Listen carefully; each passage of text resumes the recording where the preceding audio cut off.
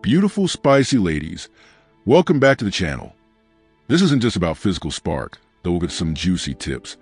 It's about creating intimacy that lights up your body and soul, especially after 35, when hormones shift and life asks for deeper connection. I've been there, navigating changes in my own body and heart, and these 5 steps, drawn from my journey and years of coaching women to reclaim their spark, are your guide to a sex life that feels vibrant and true. So, grab a tea, get comfy, and let's talk like we're sharing secrets over a cozy coffee. Ready? Let's dive in. Number 1, know your body's rhythm. What if your hormones, those quiet currents running through your body, hold the key to unlocking your best sex life yet, not just in passion, but in the deep connection that makes intimacy sing? I want to take you back to a time with Jake, a man who wandered into my life in my mid-30s, when I was navigating the shifts of a body that didn't feel quite like it used to. We'd been dating for a while. Sweet dates, cozy dinners, moments that should have sparked fire, but I was struggling, low on energy, my desire flickering like a candle in the wind. I'd pushed through, faking that spark, thinking it was just me failing to keep up. But one morning, after another night of feeling drained, I stopped pushing. I tuned in, listened to my body, felt its rhythm, and realized my hormones were whispering truths I'd ignored. That shift, that moment of listening, didn't just recharge me, it lit the way to an intimacy I hadn't known. That morning with Jake, it's the heart of this first step. Know your body's rhythm. This is about self-awareness, about understanding the hormonal shifts that shape your energy and desire. And it's significant because hormonal balance isn't just about biology. It's the fuel that powers your passion and sets the stage for intimacy that feels alive.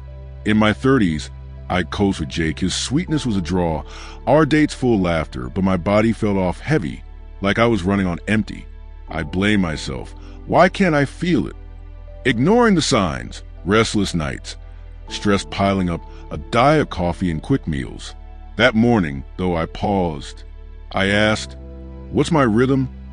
And started learning better sleep, whole foods, less stress, and slowly I felt alive again, my desire waking up like a flower after rain. It wasn't a quick fix. It was clarity, a truth that my body's rhythm was a real connection, not a barrier. Let me weave this deeper with a story from someone I coached. Sarah, a woman who came to me at 37, when her sex life with her partner felt like a shadow of what it once was. They were solid, shared routines, kind words, but her desire had dimmed, leaving her disconnected. I'm just tired, she'd say, her voice heavy with resignation, but she missed the spark. One night, lying awake after another flat evening, she felt that ache grow loud. Instead of pushing through, she tuned in, what's my body saying? And noticed the chaos, late nights, skipped meals, stress from work. She started small, more sleep, walks, greens, and felt her energy shift. What's my rhythm? She asked, and named it balance, not burnout. She told me later, I stopped fighting my body, and we reconnected, her eyes bright with the realization that her hormones weren't the enemy. They were a guide. This step, it's gentle but electric, a truth that shifts intimacy from effort to ease. After 35, your body changes. Hormones like estrogen and cortisol ebb and flow, affecting energy, mood, desire, and ignoring them can leave you feeling off, disconnected from your partner and yourself. With Jake, I'd push, just show up, I'd think, ignoring the exhaustion that dulled our spark. But tuning in, more sleep, less stress, a walk in the sun, showed me balance fuels desire. Sarah felt it too. I'd force it, she'd say. But listening woke me, it's self-awareness in motion. Ask, what's my rhythm? Sleep, food, calm, and let it guide you. For me, it was journaling. I need rest, not rush, raw and clear. For Sarah, it was that sleepless night whispering, I need balance. Clarity sparks intimacy. Connection starts with your body, the foundation of a sex life that feels vibrant and true. So, how do you make this yours? It's not hard, but it takes a little attention. Pause. Feel your body. Are you drained, wired, off? Ask, what's my rhythm? Try small. 7 hours of sleep, a veggie-packed meal, a moment to breathe. I started after Jake. Nights when I'd feel flat, I'd tune in, adjust. I coached Emily, whose spark dimmed. She'd push, then rested, ate better, and her partner said, "You're glowing." That rhythm, it's your power, the root of intimacy he'll feel when you're alive in it. You can't connect deeply if you're running on empty, but balance sets the stage. But here's the twist, though. Tuning in isn't always cozy. It stirs vulnerability, that voice asking, "What's changing? Am I enough?" It's daunting. Facing your body shifts, but it solves that disconnect where you feel off, where intimacy fades. With Sarah, her listening scared her. What if it's me? But it freed her too. What if knowing your rhythm means trusting yourself first, though? What if your body needs your confidence to shine? That's where we're headed next. Our next step, embracing your power, where balance meets boldness. Number 2, embrace your power. Can you own your sensuality after 35? Fully embrace the woman you are with all her curves, changes, and fire, and let that power shine through in your intimacy? I learned this one with Ryan, a man who came into my life in my mid-30s. When I was grappling with body and heart, that felt different from my 20s. We'd been together for a while. Cozy cuddles on lazy Sundays, soft moments that felt sweet but lacked spark. I'd dim myself, hiding my body under baggy clothes, muting my desires. He won't want this me, I'd think, afraid my sensuality wasn't enough anymore. But one day, tired of shrinking, I decided to glow. I started yoga, slipped into lingerie that made me feel alive, and let my confidence rise. When Ryan saw me, bold, unapologetic, he didn't just notice, he glowed too, his eyes wide. "You're radiant." And that shift didn't just light me up, it deepened us. That day with Ryan, it's the soul of the second step, embrace your power.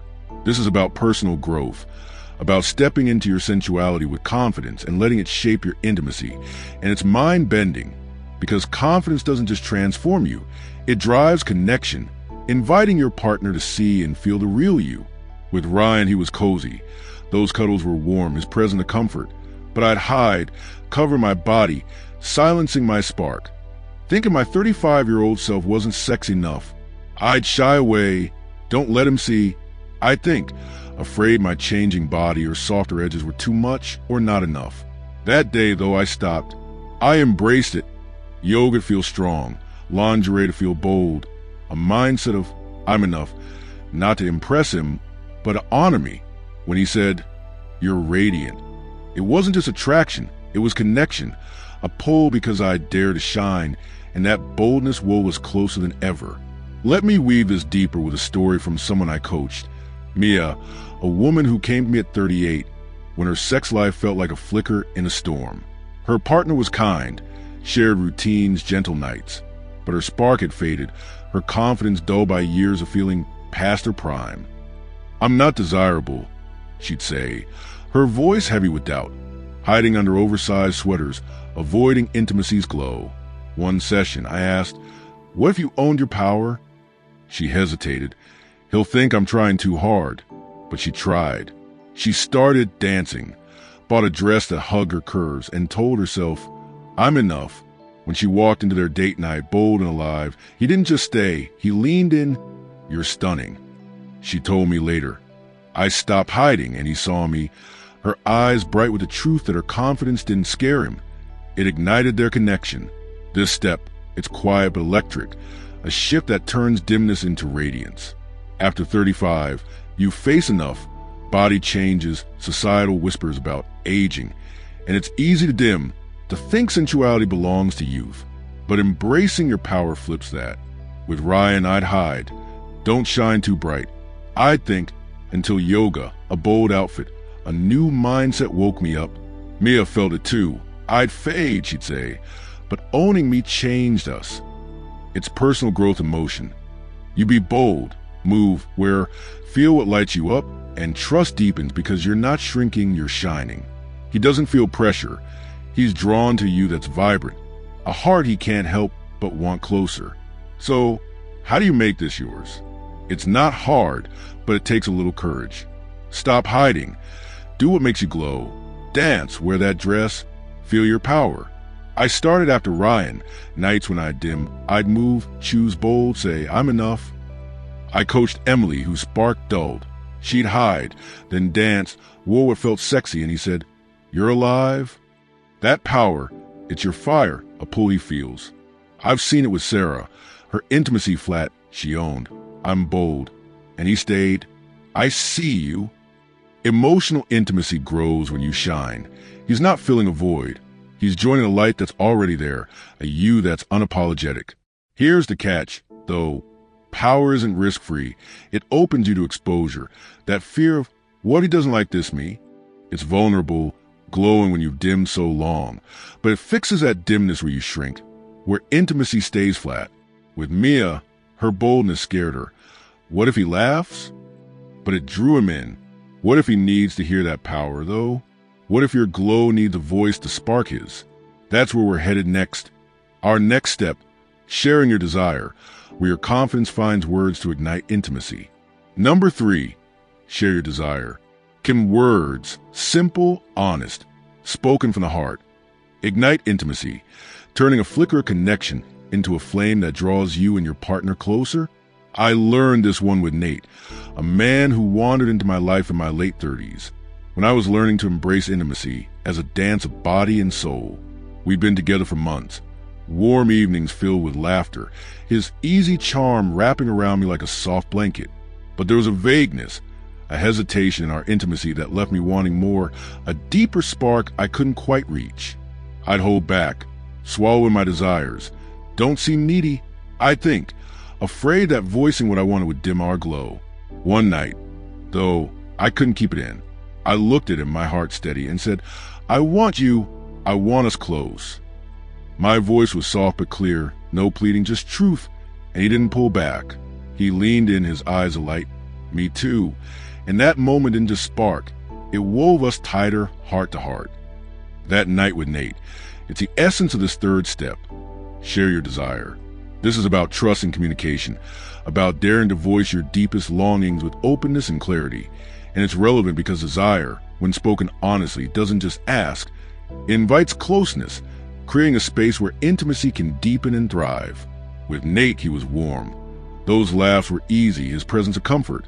But our intimacy was vague, a surface we glide on, never diving deeper.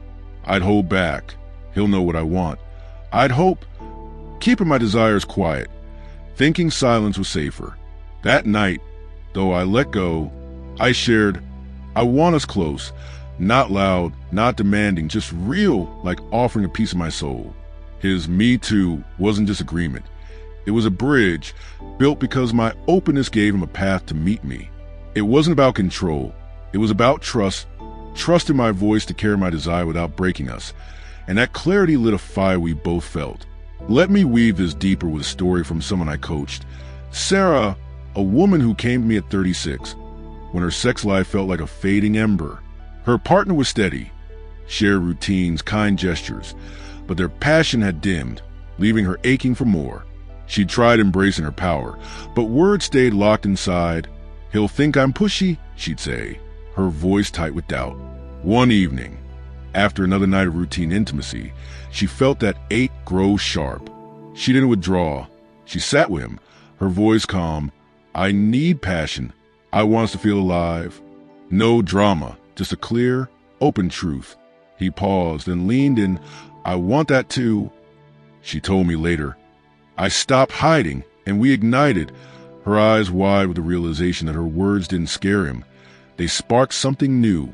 This step, it's delicate but powerful, a moment where your voice becomes a flame, warming the space between you. After 35, you've learned that silence, holding back desires, creates drift, not connection. With Nate, my quiet was a shield. Don't risk it. I'd think, until I want you broke through, bold and soft. Sarah felt it too.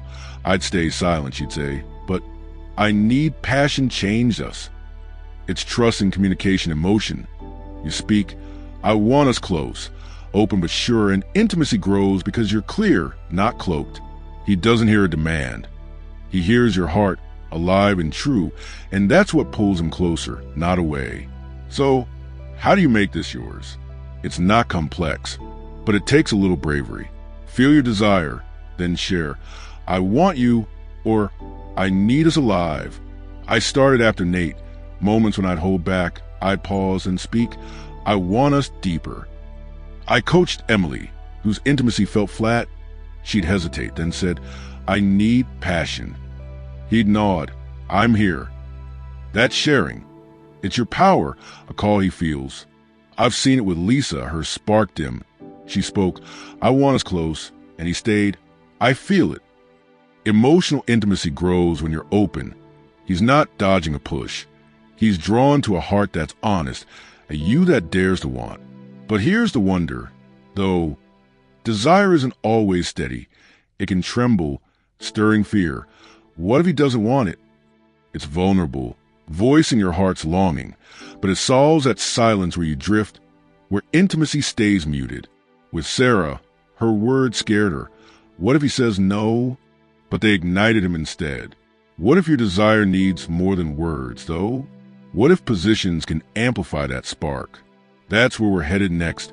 Our next step, exploring what works, where your openness meets playful connection. Number 4, explore what works. What if a simple shift in how you connect physically, a new position, a fresh approach, could unlock a deeper intimacy, sparking a connection that reignites your sex life? I learned this one with Tom, a man who entered my life in my late 30s. When I was craving intimacy that felt vibrant, not routine. We'd been together for a while, steady, comfortable, with nights that were sweet but predictable, like a song stuck on repeat. Our intimacy was flat, the same moves, the same rhythm, and I'd feel that quiet ache for something more alive. I'd settle. This is fine. I'd think, afraid trying something new would feel forced or silly. But one evening, I let go of that fear. I suggested, let's try something, maybe spooning slow with eye contact. It was a small step, but it sparked. His eyes met mine, and we didn't just move, we connected, our intimacy glowing the way it hadn't before. That evening with Tom, it's the spark of this 4th step. Explore what works. This is about intimacy through play, about embracing curiosity and experimentation to deepen your connection. And it's significant because exploration doesn't just break routine. It builds trust, creating a space where you and your partner can grow closer through shared discovery. With Tom, he was steady. Our nights were reliable, his presence a comfort, but flat, a loop that dulled our spark.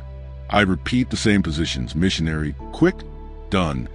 Thinking change would disrupt us. That night, though, I chose play. We tried spooning, bodies close, moving slow, eyes locked, and it wasn't just physical. It was intimate, a moment of trust where we saw each other anew. His glow, this feels different, wasn't about perfection. It was about connection, a bond we built because I dared to experiment, and that playfulness opened a door to something richer. Let me weave this deeper with a story from someone I coached. Lisa, a woman who came to me at 40, when her intimacy with her husband felt stalled, like a fire that had burned low. They were loving, shared routines, kind words, but their sex life was rote, predictable, leaving her disconnected. It's just us now, she'd say, her voice heavy with resignation, afraid to shake things up. One session, I asked, what if you explored? She laughed. We're too old for that. But she tried. One night, she suggested, let's try something, maybe me on top slower.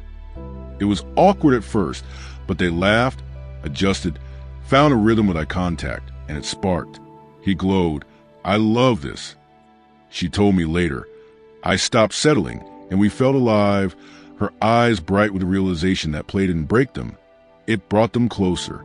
This step, it's light but transformative, a shift that turns routine into discovery. After 35, it's easy to settle, same position, same nights. Thinking intimacy should just work, but exploration keeps it alive. With Tom, I repeat, don't rock the boat. I think, until spooning that slow gaze showed me. Play builds trust. Lisa felt it too. We'd coast, she'd say, but trying woke us. It's intimacy through play. You experiment, new angles, slower moves, more touch, and communication thrives because you're bold, not bored. He doesn't feel judged. He's invited into a shared adventure, a you that's open to joy, and that's what deepens your bond. So, how do you make this yours? It's not hard, but it takes a little daring. Suggest something. let's try spooning, or what about slower, and laugh if it's clunky. I started after Tom. Nights when it felt flat, I'd say, let's play. I coached Emily, whose intimacy dulled. She'd repeat, then suggested, let's try side by side. He glowed, this is us. That play, it's your spark, a pulley feels. I've seen it with Sarah. Her night's stale. She explored, let's try new. And he stayed. I love this. Emotional intimacy grows when you experiment. He's not stuck in routine. He's drawn to a heart that's curious, a you that invites joy. Here's the paradox, though. Play isn't always smooth. It risks awkwardness, those moments of, is this working? It's vulnerable, stepping out of routine, but it fixes that rut where you settle, where intimacy fades into habit. With Lisa, her try scared her. What if we laugh? But it bonded them instead. What if that play needs nurturing to last, though? What if your spark needs a rhythm to keep burning? That's where we're headed next. Our last step, keeping the spark, where your exploration weaves a fire that endures. Number 5, keep the spark. Can you nurture the fire of your intimacy long-term, keeping that vibrant spark alive through the ordinary days, the busy weeks, and the moments when life threatens to dim your connection? I learned this one with James, a man who came into my life in my late 30s. When I was learning to build a sex life that wasn't just hot, but deeply fulfilling.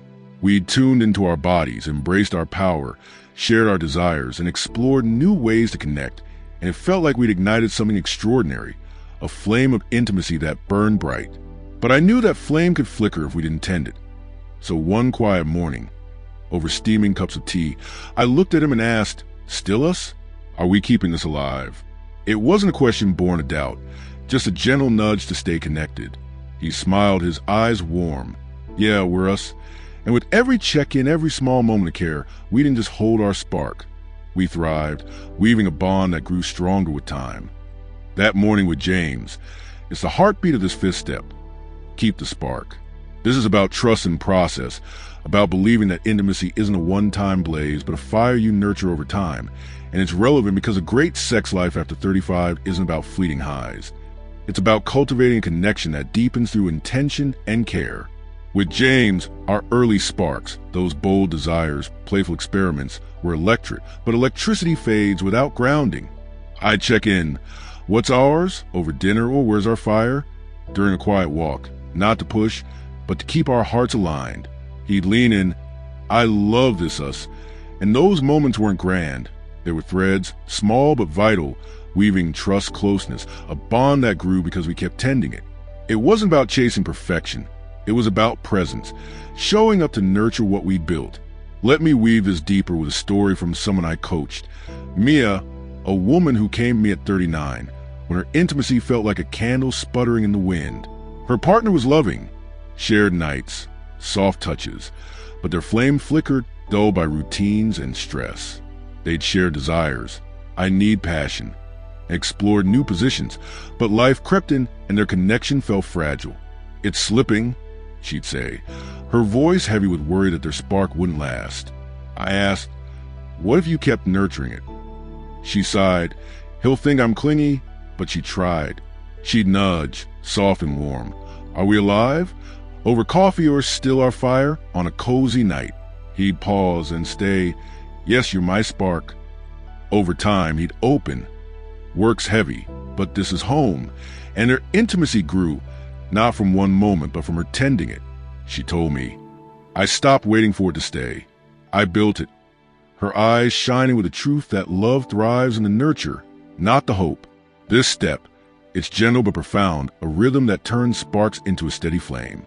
After 35, you know intimacy isn't a sprint. It's a dance, a shared effort you both choose. With James, I'd nudge, where's our fire?